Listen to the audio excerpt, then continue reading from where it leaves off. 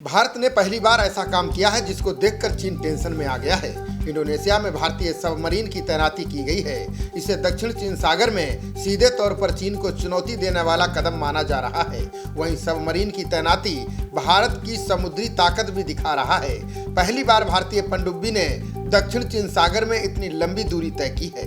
दक्षिणी चीन सागर को लेकर चीन का कई आसियान देशों के साथ विवाद चल रहा है। इस बीच भारत ने एक बड़ा कदम उठाते हुए पहली बार अपनी सबमरीन इंडोनेशिया भेजी है।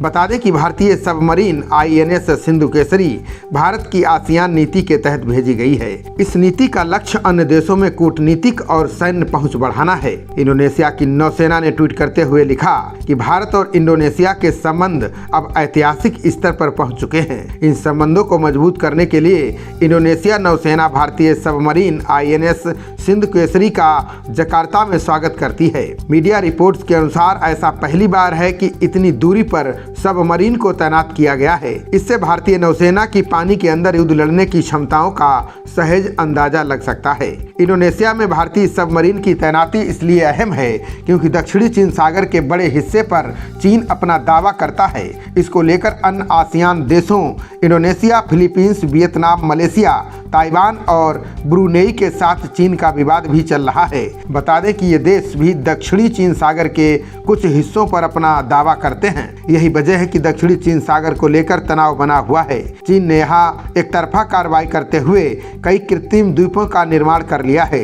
इन द्वीपों पर चीन ने अपनी नौसेना को तैनात कर दिया है। इंडोनेशिया के तट पर भारतीय सबमरीन की तैनाती बेहद अहम मानी जा रही है। चीन भारत को घेरने के लिए चौतरफा जाल बिछा रहा है। वहीं भारत सरकार ने भी चीन को मुंहतोड़ जवाब देने का प्लान तैयार कर लिया है।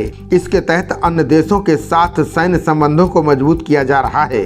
सबमरीन की तैनाती से पहले बीते हफ्ते ही फिलीपींस के 21 मरीन जवानों ने ब्रह्मोस की anti ship supersonic cruise missile की ट्रेनिंग पूरी की है। 23 जनवरी से 11 फरवरी तक चली इस ट्रेनिंग में फिलीपींस के नौसैनिकों को ब्रह्मोस के ऑपरेशन और मेंटेनेंस आदि की जानकारी दी गई थी। भारत ने फिलीपींस को ब्रह्मोस मिसाइल बेची हैं। बीते दिनों भारत ने सिंगापुर की नौसेना के साथ भी अग्नि वॉरियर नाम से युद्ध अभ्यास किया था। साथ ही मलेशिया और इंडोनेशिया के साथ भी भारत की सेनाएं युद्ध अभ्यास कर चुकी हैं। इससे साफ है कि भारत आसियान देशों की मदद कर रहा है। ये उसकी चीन का मुकाबला करने की नीति का हिस्सा है। भारत और इंडोनेशिया की नौसेनाएं मिलकर इंटरनेशनल मैरीटाइम सीमा के साथ मिलकर पेट्रोलिंग भी करती हैं। पिछले साल ही भारत ने इंडोनेशिया के साथ मिलकर 2 बार पेट्रोलिंग की थी। खबरों का सिलसिला जारी रहेगा। देखते रहिए जनप्रवाद। नमस्कार।